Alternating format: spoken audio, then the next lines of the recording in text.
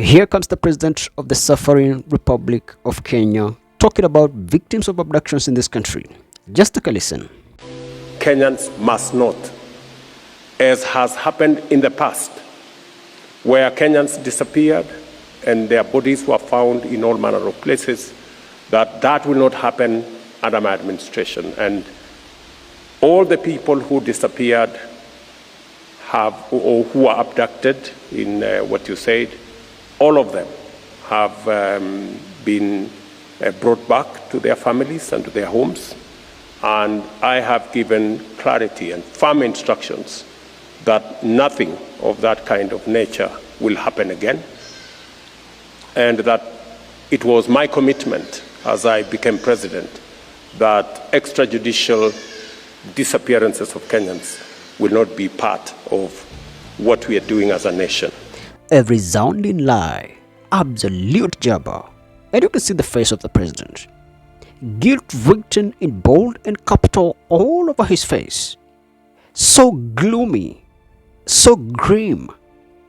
But at least he's keeping a straight face, lying without blinking. So listen, I have a report here coming from Missing Voices Coalition, which is a group of organizations working to combat enforced disappearances and extrajudicial killings in Kenya. And this is just 5 days ago. I actually did this news, only that a lot of people didn't come across that video. And I'm going to repeat this. A 2024 report by the Missing Voices Coalition reveals that Kenyan security agencies were responsible for 104 extrajudicial killings and 55 enforced disappearances, the highest annual figures recorded by the group. This marks a significant increase in disappearances from 10 in 2023 to 55 in 2024. The majority of these incidents occurred during the Gen Z-led protests between June and August, with Nairobi, Kiambu, and Migori counties being the most affected. Young men aged 18 to 34 comprised 91% of the victims. Despite the surge in cases, less than 2% have led to court proceedings and no officers have been charged. The Independent Policing Oversight Authority (IPOA) reported 60 related cases, but only 2 have reached the courts. Notably, the statistics exclude 36 Ugandan opposition members abducted in Kisumu and 50 unidentified bodies found in Nairobi's city mortuary. That's just 5 days ago, bro. So when the president is coming out to say that the abductees have safely been reunited with their families, why were they abducted to begin with? Why were they separated from their families? Were they criminals? And if they were, why were they not charged? And if they were not, why were their abductors not charged in the courts? And who are these abductors? You see, I think Kenya is just one big fat mess. One big fat mess. And Ruto is a sly fox. And I honestly don't think that we gotta get justice in this world.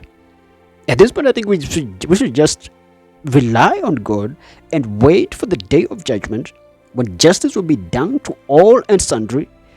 Because the lives that we live in and the countries that we live in and the systems that we live in under is absolute joke. A total joke. We claim that we have democracy in Kenya. But this is absolute rot. Trash. Stinking trash. So,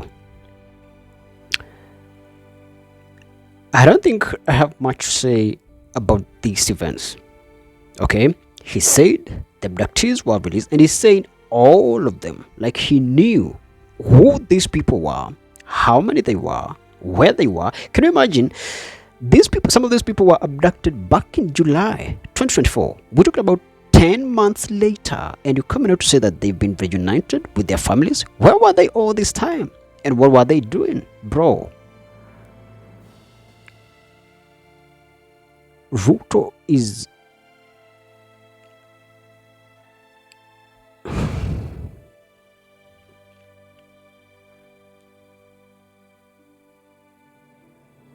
This is unbelievable. But the day of reckoning, as I always say, is coming. Now or later, it's gonna come. It's inevitable. Okay? That's it for now. Thanks so much for watching. Remember to share, follow, and subscribe.